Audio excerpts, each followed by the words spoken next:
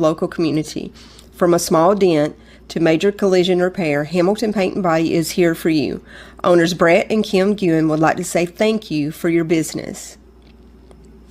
Northwest Alabama Heating and Cooling, blowing away our competition.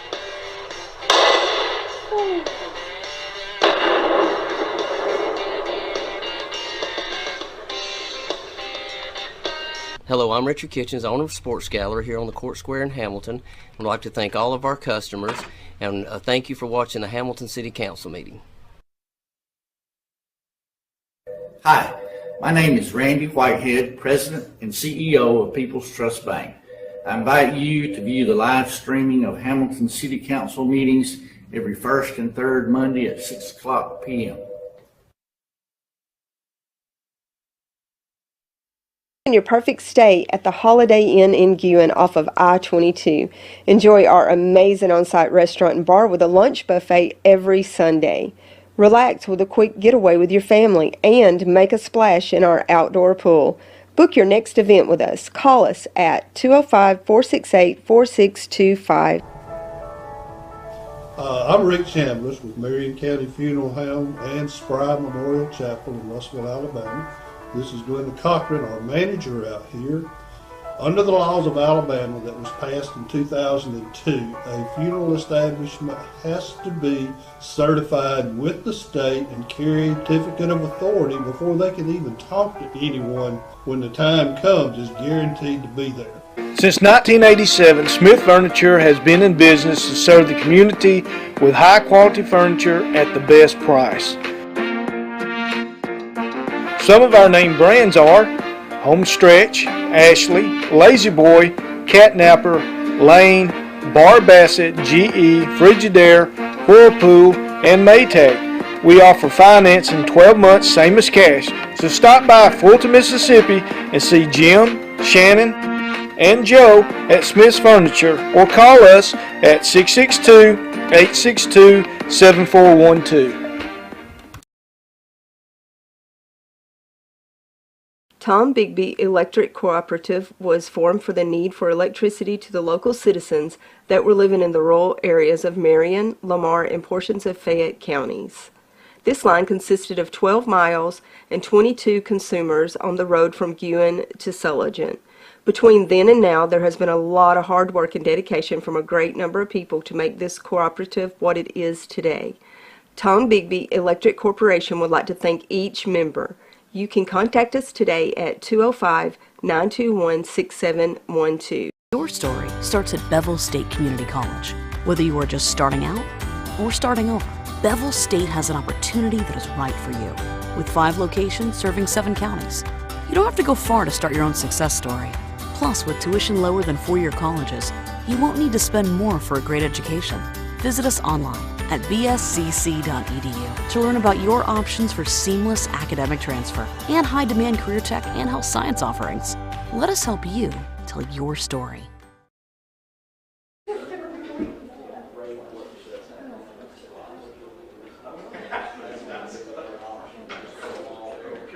we'd like to call our meeting to order. It's now 6 p.m. in the afternoon, so we'll get started. Before we actually enter into the business of the meeting, just want to make an announcement about the closure of City Hall next Monday to observe Columbus Day. If you're a customer for our sanitation department, we'll be doing a double, is that correct? On Tuesday, Mike? We'll pick up Monday and Tuesday. Monday and Tuesday, on Tuesday. And we'll be observing Columbus Day on the 9th. I want to welcome all of our guests here tonight. We appreciate you coming out and joining our meeting. We've got about 8 or 9 items listed on our agenda tonight, but before we officially enter the meeting, I'd like to ask us to all stand together and have an invocation and our Pledge of Allegiance, and we'll get started. Heavenly Father, we thank you that we can convene a meeting such as this and that we have the freedoms to do it. Lord, we thank you for all the blessings that you give us daily and how you've blessed our city of Hamilton through the years. And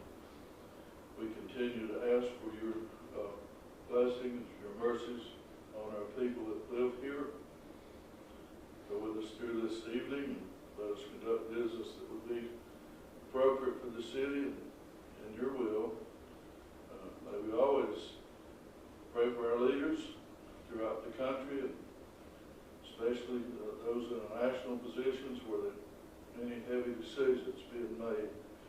May those decisions be made for the betterment of the people of this nation.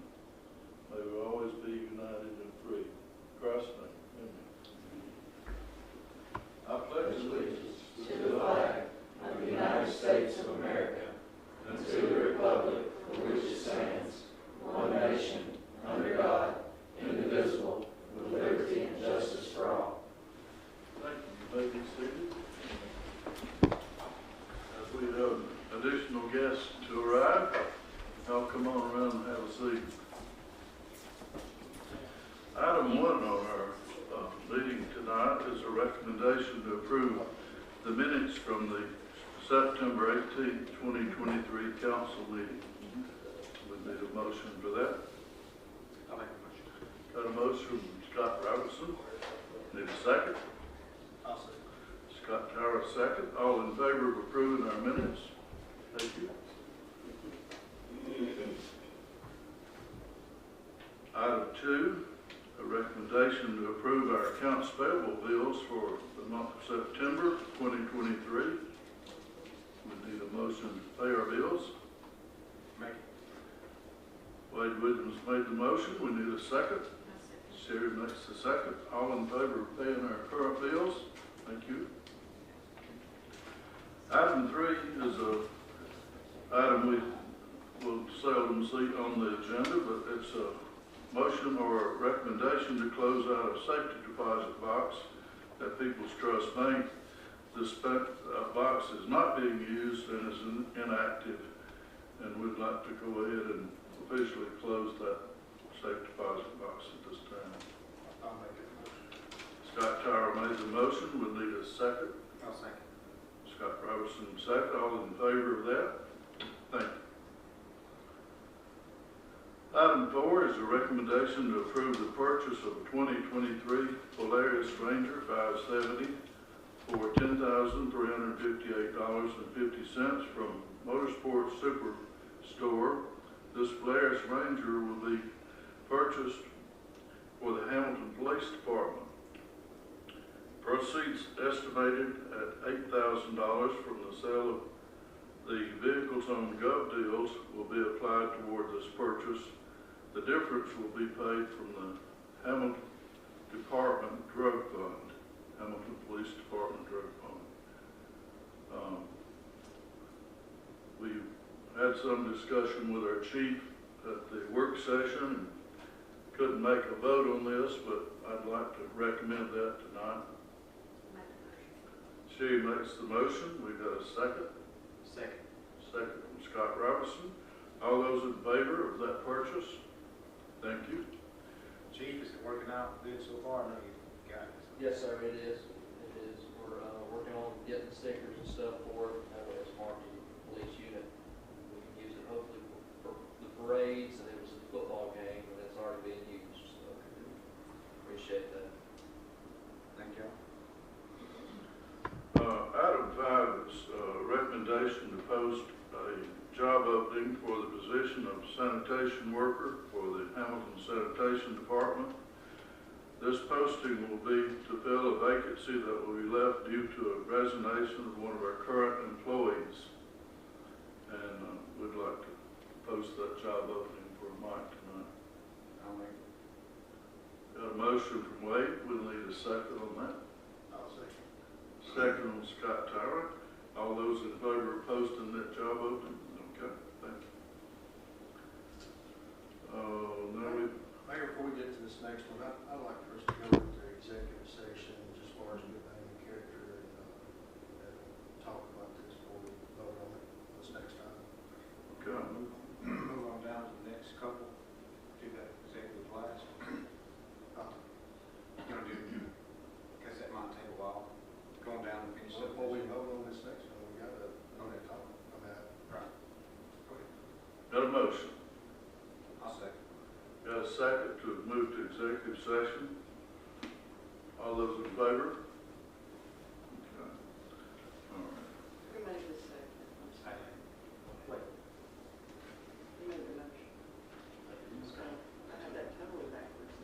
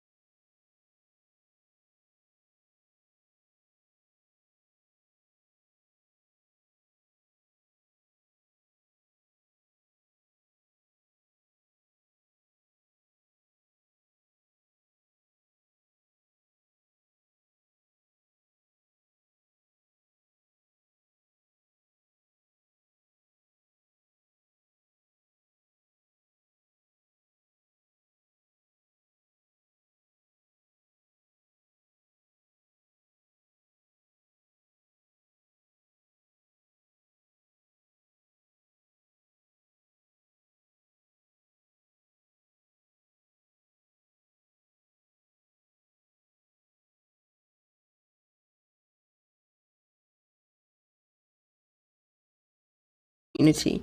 From a small dent to major collision repair, Hamilton Paint and Body is here for you. Owners Brett and Kim Guin would like to say thank you for your business. Northwest Alabama Heating and Cooling, blowing away our competition.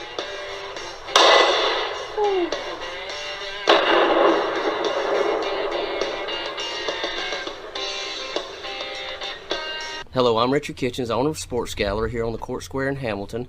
I'd like to thank all of our customers and thank you for watching the Hamilton City Council meeting. Hi, my name is Randy Whitehead, President and CEO of People's Trust Bank. I invite you to view the live streaming of Hamilton City Council meetings every first and third Monday at 6:00 p.m. Your perfect stay at the Holiday Inn in Guin off of I-22. Enjoy our amazing on-site restaurant and bar with a lunch buffet every Sunday. Relax with a quick getaway with your family and make a splash in our outdoor pool. Book your next event with us. Call us at 205-468-4625. I'm Rick Chambliss with Marion County Funeral Home and Spry Memorial Chapel in Russellville, Alabama. This is Glenda Cochran, our manager out here. Under the laws of Alabama that was passed in 2002, a funeral establishment has to be certified with the state and carry a certificate of authority before they can even talk to anyone when the time comes is guaranteed to be there. Since 1987, Smith Furniture has been in business to serve the community with high quality furniture at the best price. Some of our name brands are Homestretch, Ashley, Lazy Boy, Catnapper, Lane, Bar Bassett, GE, Frigidaire, Whirlpool, and Maytag. We offer finance in 12 months, same as cash. So stop by Fulton, Mississippi and see Jim, Shannon, and Joe at Smith's Furniture or call us at 662-862-7412. Tom Bigby Electric Cooperative was formed for the need for electricity to the local citizens that were living in the rural areas of Marion, Lamar, and portions of Fayette counties. This line consisted of 12 miles and 22 consumers on the road from Guin to Sulligent. Between then and now, there has been a lot of hard work and dedication from a great number of people to make this cooperative what it is today. Tom Bigby Electric Corporation would like to thank each member.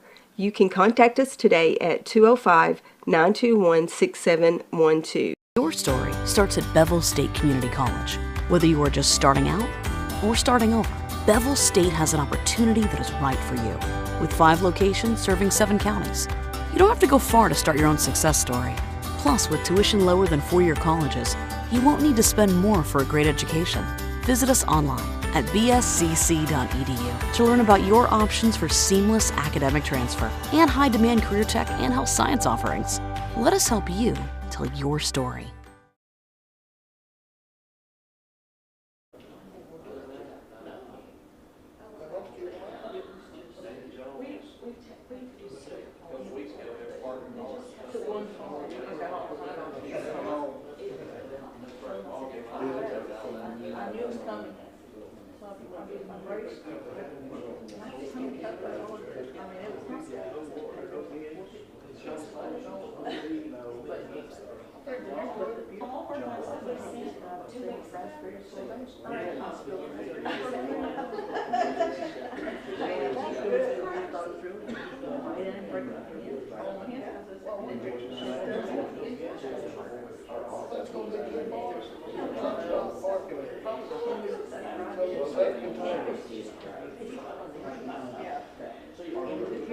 You hear the stumbles going, you brought us far across the road, there, we get back off again. Well, over, you know, because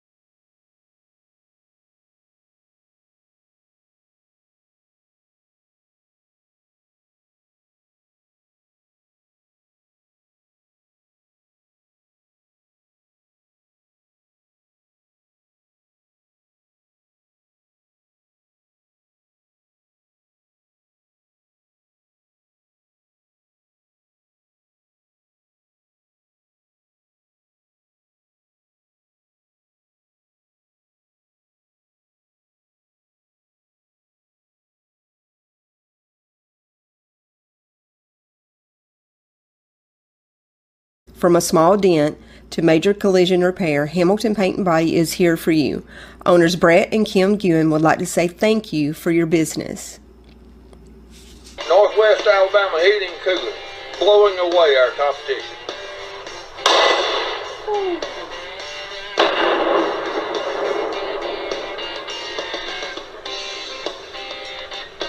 Hello, I'm Richard Kitchens, owner of Sports Gallery here on the Court Square in Hamilton. I'd like to thank all of our customers and thank you for watching the Hamilton City Council meeting. Hi, my name is Randy Whitehead, President and CEO of People's Trust Bank. I invite you to view the live streaming of Hamilton City Council meetings every first and third Monday at 6 o'clock p.m. Your perfect stay at the Holiday Inn in Guin off of I-22. Enjoy our amazing on-site restaurant and bar with a lunch buffet every Sunday. Relax with a quick getaway with your family and make a splash in our outdoor pool. Book your next event with us. Call us at 205-468-4625. I'm Rick Chambliss with Marion County Funeral Home and Spry Memorial Chapel in Russellville, Alabama. This is Glenda Cochran, our manager out here. Under the laws of Alabama that was passed in 2002, a funeral establishment has to be certified with the state and carry a certificate of authority before they can even talk to anyone when the time comes is guaranteed to be there. Since 1987, Smith Furniture has been in business to serve the community with high-quality furniture at the best price. Some of our name brands are Homestretch, Ashley, La-Z-Boy, Catnapper, Lane, Bar-Bassett, GE, Frigidaire, Whirlpool, and Maytag. We offer finance in 12 months, same as cash. So stop by Fulton, Mississippi and see Jim, Shannon, and Joe at Smith's Furniture or call us at 662-862-7412. Tom Bigby Electric Cooperative was formed for the need for electricity to the local citizens that were living in the rural areas of Marion, Lamar, and portions of Fayette counties. This line consisted of 12 miles and 22 consumers on the road from Guin to Sulligent. Between then and now, there has been a lot of hard work and dedication from a great number of people to make this cooperative what it is today. Tom Bigby Electric Corporation would like to thank each member. You can contact us today at 205-921-6712. Your story starts at Bevel State Community College. Whether you are just starting out or starting over, Bevel State has an opportunity that is right for you. With 5 locations serving 7 counties, you don't have to go far to start your own success story. Plus, with tuition lower than 4-year colleges, you won't need to spend more for a great education. Visit us online at bscc.edu to learn about your options for seamless academic transfer and high-demand career tech and health science offerings. Let us help you tell your story.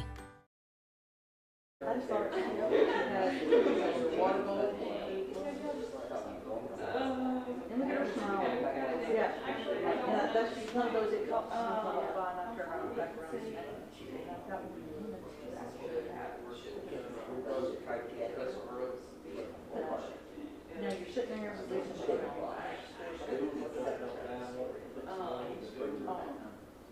He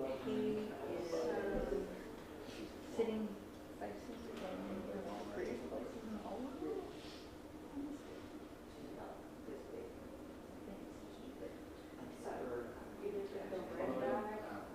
Just to try or the green bag. Yes, the green bag. There? Yeah. I'm just like green bag. Yeah, I mean, you've got this information, everything. Yeah. I mean.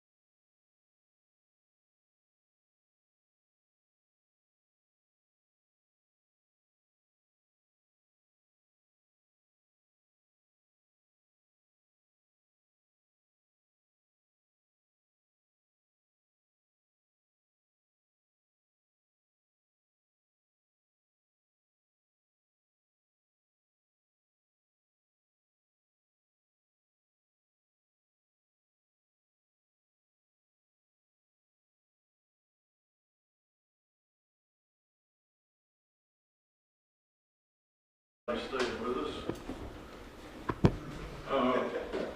We need a motion to end our executive session and go back into regular meeting. Wait, I'll second. What is Scott second? All in favor of resuming our meeting? Okay. Item 6 is to announce the hiring of Corey Crane, who will be hired as our new construction crew worker for the Hamilton Water Department. And he'll be joining us fairly soon. Was he working out a notice after? Yes, sir. He'll be working out a notice. Okay. As soon as he works out his notice, he'll be joining us. Of course, item 7 would be the recommendation on Corey's pay. He would enter as $16.89 per hour for this position. That's entry level, Rodney? Yes, sir. And we need a motion to pay Corey. I'll make it. Scott Robertson made the motion. I need a second. Sherry made a second. Those in favor? Thank you. Item 8 would be a recommendation to increase our Police Chief Jordan Carter's pay to $55,000 per year as previously discussed at the May 15, 2023 City Council meeting. And for that matter, we need a motion. Sherry made the motion. We need a second. I'll second. Scott Tower made the second. Those in favor? Thank you. Item 9 is a recommendation to, well, we're going to talk about this one. We have our folks from Hoof and Paw with us tonight. I'm going to ask them to make the presentation that maybe they've got in their mind, and then we'll maybe discuss or table this matter. Okay. So I think Scott handed out our copies Yeah, of we've all all got these. So I kind of threw this together. I based it off of something that I had started working on in 2021. So I didn't have to fully, go back to it, but I went back and changed a lot of stuff. Scott, Tyra, and I talked on Friday, and we both just had some, discussion that there's more issue that needs help with other than just us needing more money. The city needs more help. There's other issues that go along with Absolutely. this.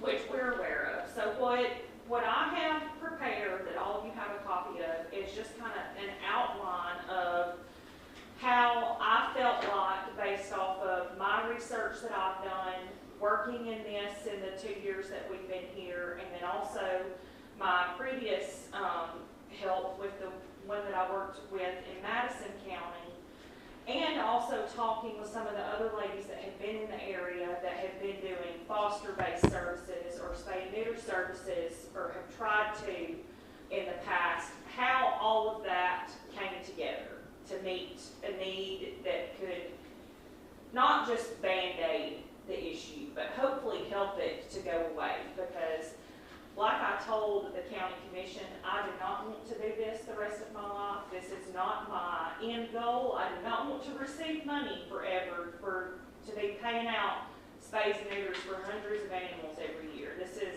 It takes up a lot of my time, it takes up a lot of my volunteers' time, but it's things that are needed in this area. And not just for the dogs, but it also makes for a cleaner community. It makes crime scores go down. There is a huge correlation between violent crimes and responsible pet ownership. There have been thousands of studies done on that, and it all starts, like anything, at the bottom. And so what we have come up here with is just kind of, I'm not going to read through all of this, but just kind of a basis plan of where we feel like a base amount that we could use to help better make ourselves available to the city, to the services that they need, that we have been requested from the public, We have turned down probably about 50% of our intakes from the city limits because we don't have space or we don't have money. I mean, if we're only getting $1,000 a month and we have $1,200 a month in expenses, you can see quickly how that declines. So what we put together is just a little, you know, sorry, I get really emotional about this. We would not want to replace the contract that Kathy McNutt has. We do not have the facilities, we do not have the paid help that she has where we would be able to do that. But what we would like to do, we do have resources that she does not have. We have a lot of partnerships with other areas. We partner greatly with Greater Birmingham Humane Society, who just approved us for a program to receive donated food from. We have a whole building full right now. Literally, it's stacked to the ceiling in our building that they brought in last week to help us take on that expense. They're going to help bring us in HeartGuard and NextGuard, which are things that we use every day to get rid of mange, anything like that. So a lot of the expenses that we have medication-wise and food-wise, that will help to decline that expense so that we can use money to add facilities. Our goal would be to add pens, add a storage facility. Right now we have a building, but it's on dirt. So rats, ants, snakes, we had a snake in there this summer, can get in there and get in our food. If rats have been in the food, we have to throw it away because they can transpose all kinds of diseases to our dogs, and we lost a lot of food that way. So it would help us do that, and it would help us add these pens to be able to better service these city calls that we get. I've talked to Jordan some about the role that the police department would kind of have to play in some of this. And it would also allow them to be able to access our facility when we're not there. We have a key code with the gate that every volunteer has their own key code. It would allow the officers to have a assigned code for the police department that they could come into the facility. They would know where their open pens were, and they could go leave a dog that was found on duty if we're not available. So that way, it's not being left. There's no question that if they can't get a hold of somebody, they have access, they can take it themselves. We would be willing to, with extra money, provide the police department with 1 to 2, if we found that it was needed, crates or the dog boxes that go in the back of the trucks that they could remove in and out if they got a call that they knew they were going to where there was going to be an animal involved and there would be any possibility that they might have to take it, because we do not have that authority. We're talking about dogs here. Yes, yes.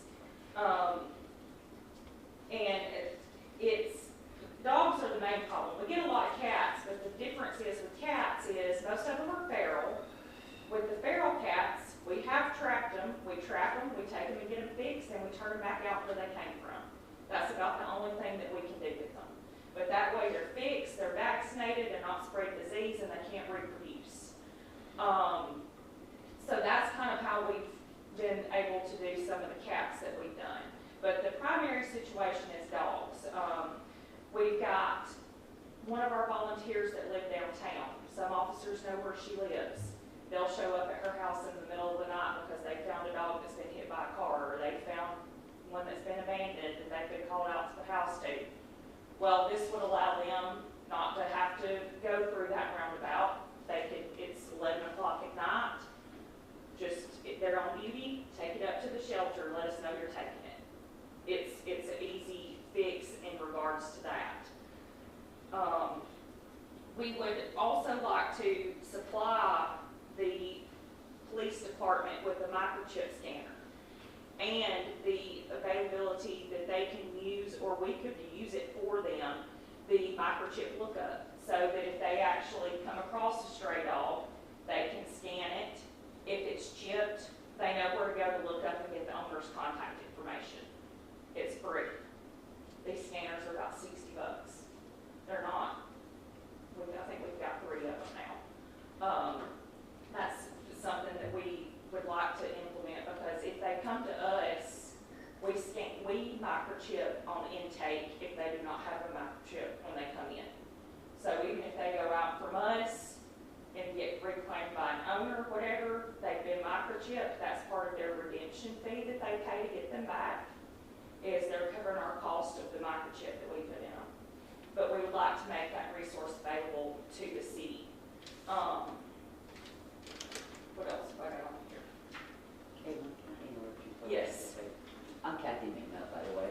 I just want to do a correction. She said that I had the contract. I don't have the contract. Oh, Charlotte I Williams. meant, yes, I meant, I'm sorry, you were here, but yes, yes. that I'm Charlotte- in the Humane Society. I Yes, don't have a yes, contract. yes, sorry, it's been a long day. But yes, Kathy helps to do spay and neuters. I think everybody's familiar with Kathy. She helps do spay and neuters. She's got a ton of foster dogs that she helps with.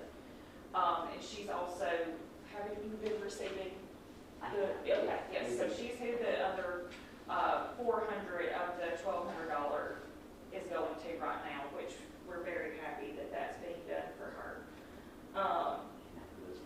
But primarily, nothing that any of us are doing as nonprofits are going to do any good until there are ordinances and fines put in place to make people be responsible and be adults. Because there's pictures posted all the time. Oh, that's, anybody missing this dog? Oh, that's so-and-so, he runs around all the time. Well, he's probably got about 4 other litters due because he's been running around town, because they can't keep him on their property.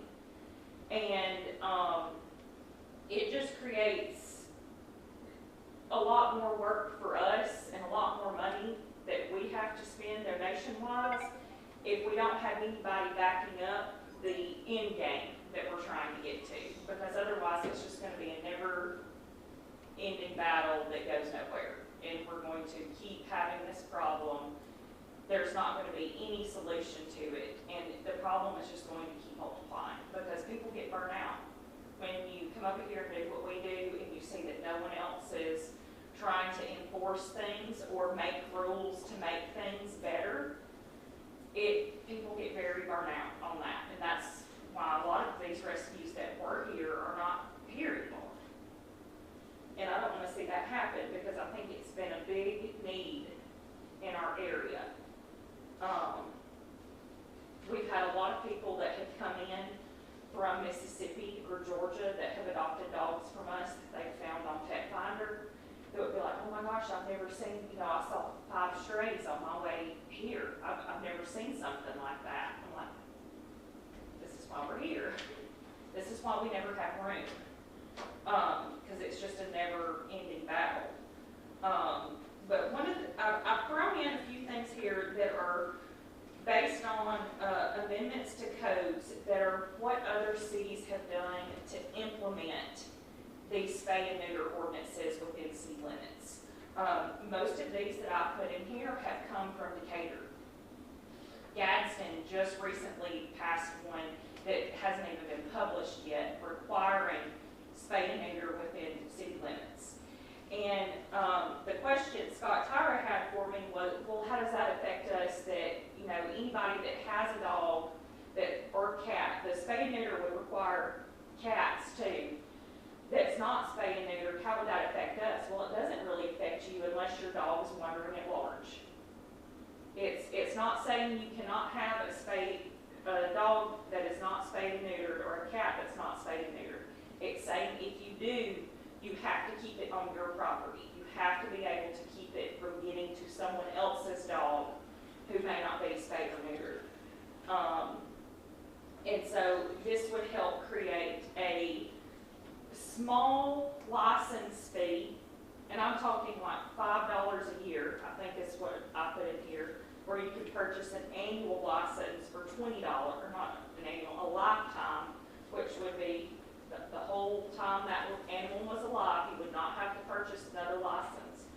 $20 a year. But it helps you track who's got an unspayed or unneutered animal versus who does not. Because you can still get a license if they're not spayed and neutered, but you pay a higher fee. And all that fee goes back to the city. Anything collected from that goes back to the city fund. And that's what they use to keep, that's what these other cities use to keep their software that they use doing this. The software that we already use allows us to do this. We can record assigned license numbers, we can assign license numbers. $2 an animal is what it costs. And it also helps track if you have nuisance ones that are getting out every time, being picked up and brought in multiple times. Well, every time they come in, you can document it, and every time they come in, you can charge a higher fine because it's in the ordinance that if they're picked up ever so many times, this is how much that fine increases. And another thing that we put in here, which is also mirroring Decatur, is you can get part of your fine back if you come back and say, hey, I had my dog spayed or neutered, and provide the proof from the vet that it was done. They can get part of that fine back that they paid when they had to redeem their dog or cat. And then it just says, that if one is not redeemed within 7 days, it would become our property. Another thing, I figured if y'all are gonna look or even think about looking at codes, just look at them all at once, because part of the minimum of care goes to also, you'll see dogs or cats that are not being taken care of on the street. Usually they roam when, either they smell a female or male in heat, or they don't have their necessities at home. And so I've just also put in here again, same thing that Decatur has done, showing minimum requirements for animals being kept outside. It says they have to be kept on your property. They have to be allowed a housing that shades them from the sun and the elements. And that if you're sighted, if somebody calls and complains and the officer goes out there and sees that it doesn't comply with the code, that they have a time of correction where they can make it right and nothing happens to them. And if they don't, then there's just a small fine that they pay. But it all of this just goes into kind of thinking or making people aware that you're concerned with how they're keeping their animals, because I'll tell you, a lot of these places that have these that we see, that I've gave Scott pictures of, there's kids living there. And these are the kind that come in that I don't let my kids handle the dogs because I'm afraid they'll pick up something. And they've got kids living there. So it goes into, a lot of times it can lead to a welfare check on the kids, which can save somebody's life. Because it's a lot more, I've come across a few recently that we got called within city limits. It was a small puppy. She had been abandoned in the house. The neighbors knew that the guy had moved out and left her and her litter mates there. They had no access to food or water. Her litter mates tried to eat her. They literally ripped her open. And everybody knew who he was. And did anything happen to him? No, because people know that nothing's going to happen. They have no reprimand, so they're going to keep doing it. And tell you what, he moved. He took the mama dog, and she's got another litter of puppies now where he's living now. And so it's just a constant until there is some sort of reprimand, that it would not matter how much money you gave us, that there would be no amount of money that could even help band-aid the problem until there's also some reprimand for the people that are causing it to go into place. We took 7 today to be spayed and neutered, and our bill was $1,149. Who does all the spay and neuter? We go between Pet Wellness and Tupelo, Mississippi, Dr. Jamie Thrash at Fulton Veterinary Clinic, and Tupelo League Humane Society when they have openings. Kathy, do you do that too? We do. Actually, ours go to Ward Animal Services in Tupelo off of Holy Road. I've been doing it since 2012. So, and we've used Tupelo for as long as I can remember. Y'all do a great job. That's why we're trying to come to a conclusion to see if we can do more Well, than what you're getting. that's, That's why we kind of get you to do this proposal tonight so we can well, and come back to it in 2 weeks and see if there's a way to do more than 400. I will tell y'all that I wouldn't care if I kept $400 a month if something could be done with the ordinances and the rules. Because, like I said, there is no amount of money that's going to fix anything that we can do until something else happens. Because we have no enforcement. We have people call us all the time. So-and-so's left a dog, or so-and-so's abusing their animal. I'm like, we can't. You have to call law enforcement. And they do not call law enforcement because they do not think that there's any, that they know law enforcement will go out there, but there's not really anything that we have in the city ordinance that says they can't do that. So there's not anything that can be done to them. How many people does a city like Gadsden and Decatur have working animal control? So, I do not know the number of people, but 5 or 6 maybe? well, I think it depends because they're a That's lot of it. personnel for a small town like us. Well, no. That's a lot of what they do is they do something similar to where they have a primary contract, but then they also may have a secondary that only provides certain services. When I found the budget for Alabama for animal services, the average cost for an animal contract, we were seeing between $50,000 and $75,000 for the state of Alabama. Now, your places like Jefferson County and Madison County, theirs are on up there in over $100,000. Jefferson County just contracted to build a second $25 million facility.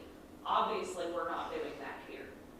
But they have started in the direction to where they put the ordinances first because they're allotting these fines and these licensing fees to go towards that facility or that personnel that they need. So it's, you know, does the chicken come first or the egg come first? It depends on where you are, I think. But it's a lot of them, the Decatur ordinances are new. I think they were just passed in 2021.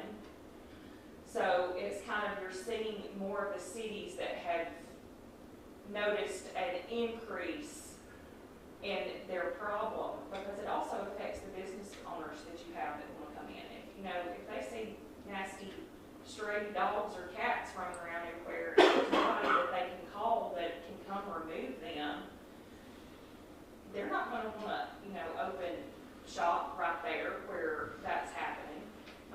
And, you know, David Whittington out there at the meat market, he's helped us catch probably 3 or 4 that were out there. I actually have one of them at my house now. Have had her for about 2 years. They had no hair at all. And you're going into the meat market to buy food, and you've got these dogs that have no hair, they're covered in scabs. Would you want to get out and go there if you weren't from here and you, David and Sheila? Probably not. And so it's just, it's those kinds, it affects more than just the animals. And that's kind of, you know, we've got dogs that come up to the ball fields when you're playing, or when the kids are out at the city playing. Well, I know 2 that I could name who the owners are that are not friendly. One of them has growled at my child just in passing. And that's on school property. You know, why can't they keep their dog at home? I live on 97 acres. I keep mine at home. All those are great questions, and you know, the enforcement part of it is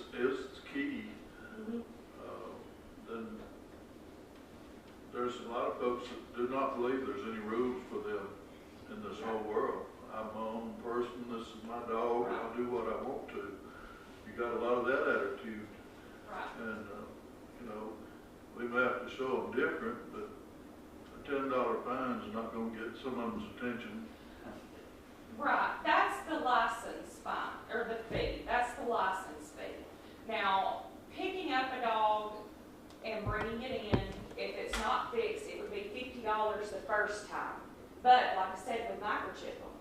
So, if it comes in again, you can without a doubt identify whether it's the same dog or not. And if it's still not fixed when it comes back in, or picked up again, that fine increases by $100 every time that it comes in. And after the third time, if it's still not fixed, we take it and get it fixed, and they have to pay for it, which their cost would just be what we pay, but they don't know that.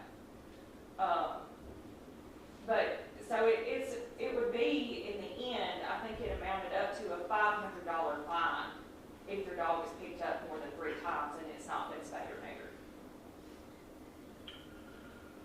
Well, we certainly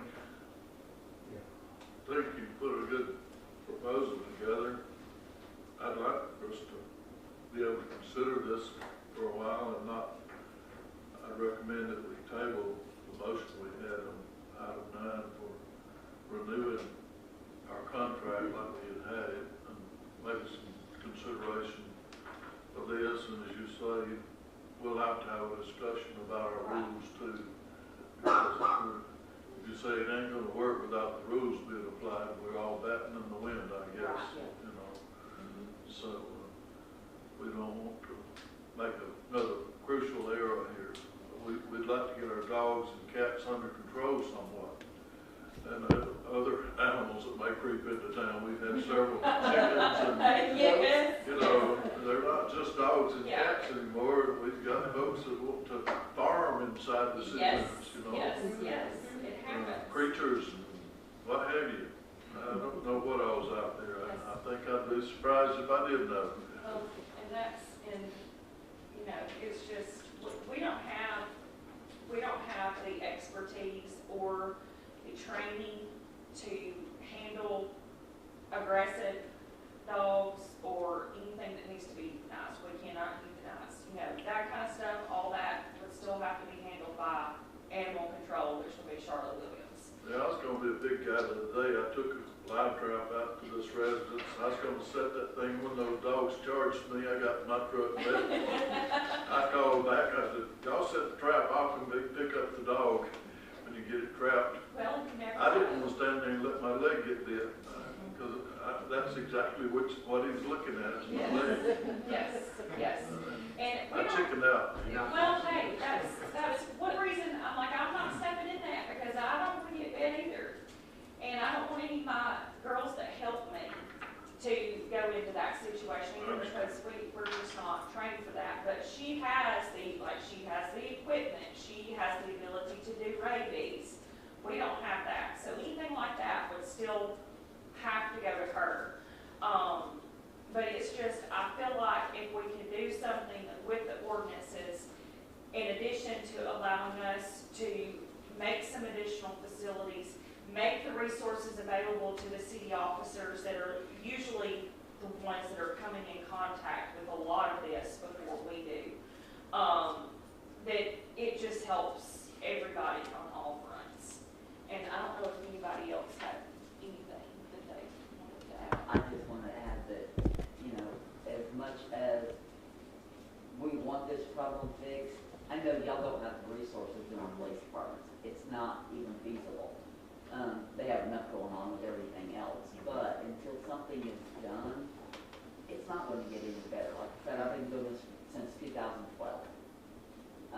I could give you a number right off the top of my head of over 700 dogs and cats that I have taken and had spayed and neutered, and that's just in the county of Marion.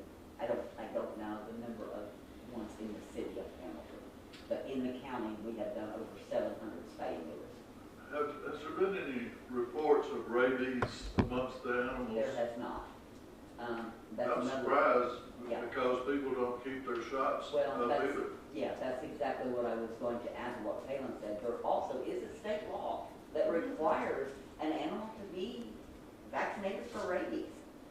And tag, they're supposed to have their tag on if they're loose. There's no way for it to be reinforced. We don't have the ability. I think we're making good progress and steps in the right direction. I think everybody's input has definitely pushed us toward the right direction for some type of compliance officer, dog catcher, animal control, ordinance enforcer. I think we're making steps in the right direction. To be quite honest with you, I was scared of a chihuahua that was this high on the call. You have every right to be. And, that's not my expertise. And, you know, I can point the guys in the right direction. I've got officers that wouldn't be scared of that dog. But I also don't want my officers going out and having to euthanize a dog using their service weapon and different things like that. So I think everyone's input and discussion is going the right direction, especially with our city officials and the community actually being involved in trying to figure out how we're going to handle this problem. It don't start with, you know, the mayor can't make, you know, the decision, you know, I can't make the decision on what we're going to do. I think it's a collaborative effect with all of us to go in the right direction to get these steps covered and move forward. So I think this is good that we're doing this. I agree with Palin though. Your businesses are going to look whether or not you have some type of enforcement available. Because I know for a fact you guys get calls at Lowe's every day for half a dozen dogs that are there continuously. They have an owner. And there's no law that says they have to stay there. They have a right to file a complaint with the clerk. Right. And we're having problems with them not showing up to those complaints. So the public wants to put it on you, and you need to encourage them to, hey, if this is a problem, go to the clerk and do a petition. Yeah. Do a complaint.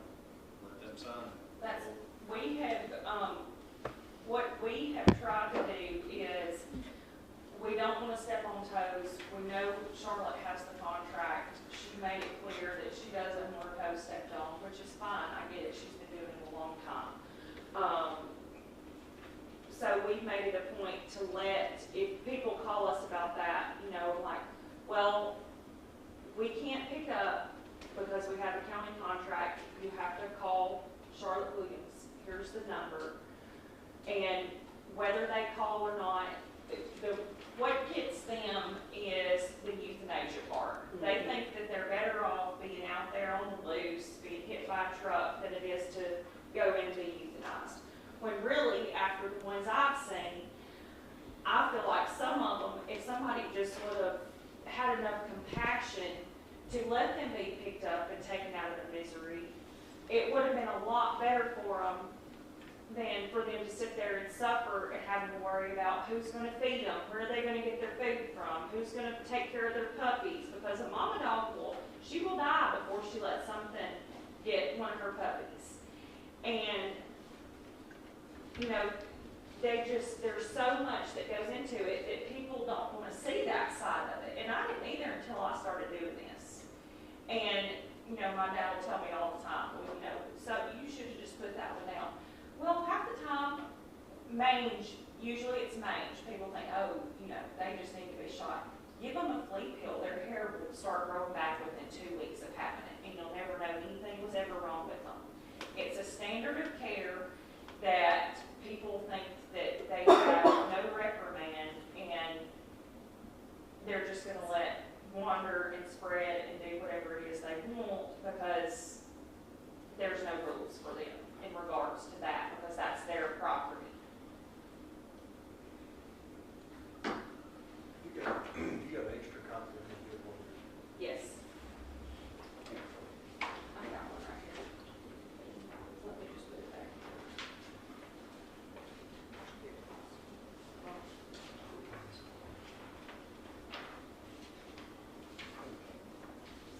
Oh, you should. Yeah.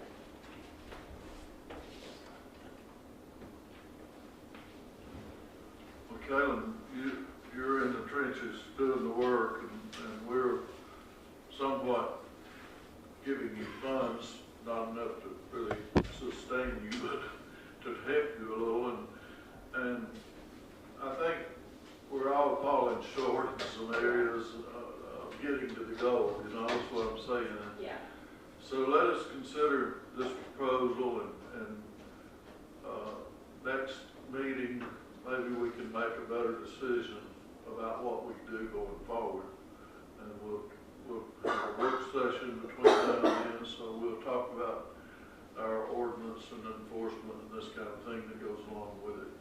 I think it's really got to be a complete puzzle Yes. put together, or it's not. Yes, not or it's really gonna keep going, it's gonna keep It'll going be like it is. pretty good, sure. The only other thing that I wanted to add is that anything that comes to us, we're a 501c3, it's considered a donation. We don't consider it a contractual obligation. It's just literally saying, we're agreeing to give you this donated amount of money. We do not take salaries, we do not intend to take pay for any reason.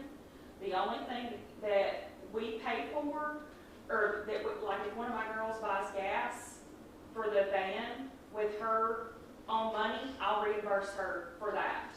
But other than that, we're not taking payment. All of this is going to where we say it's going, and we understand that. well, I know, but I keep all my records, so if somebody wants to know where a dime went, I can show you which dog it went to.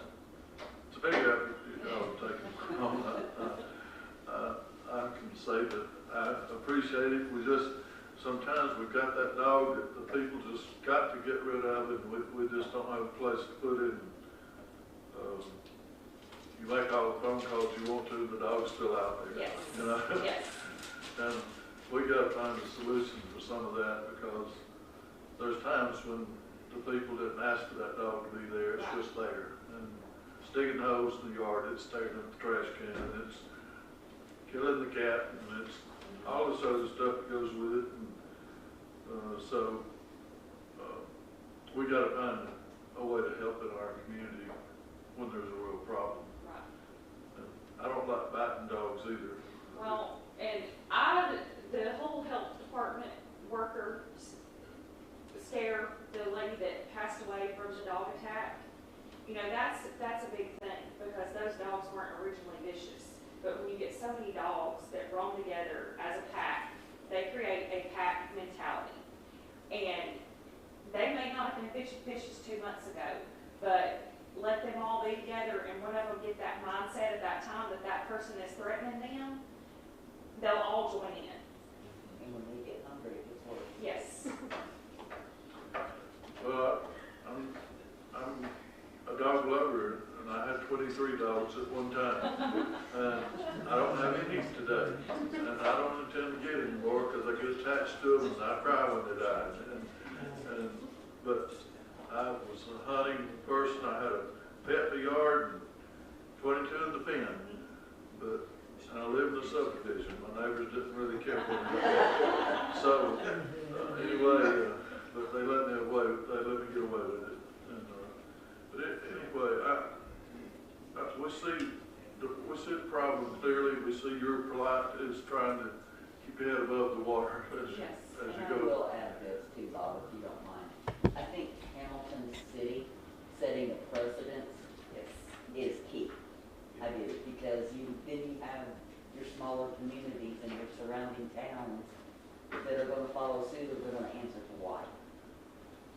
I'm thinking you may be right. I think every community has a certain amount of this, and some is more than others. Yep. And I know I deal with the whole county, so it's a needed thing. Yeah. And I think the city of Hamilton being the county seat is a major impact on that. Y'all want to officially table this? If we do, we'll need to make a motion to table item 9, which I made a motion to table item 9 and come back with a better proposal and get with our attorney about doing something about the ordinances. Got a motion? I'll say. Got a second. All those in favor of tabling item 9? Kevin, thank you for your compassion, dedication. There's not very many people that have the heart to do what you do. And I sincerely thank you, because at our house, we're animal lovers. We got more than we can take care of. Looks like she's pretty good team together. You got a lot of good help. You got a lot of good help. I do have good help, and I think that that's the key, that a lot of the ones before me didn't have anybody that was with them for the long haul. And so I think that's kind of the difference.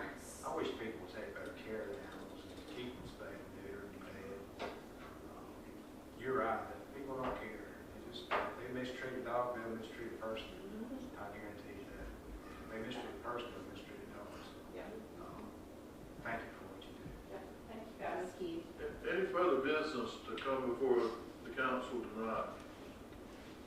Anyone else? If not, then we'll need a motion to adjourn the meeting. I'll make a motion. Just waiting on that. Sherry, second. All in favor? Thank y'all for coming tonight. We appreciate everyone coming out.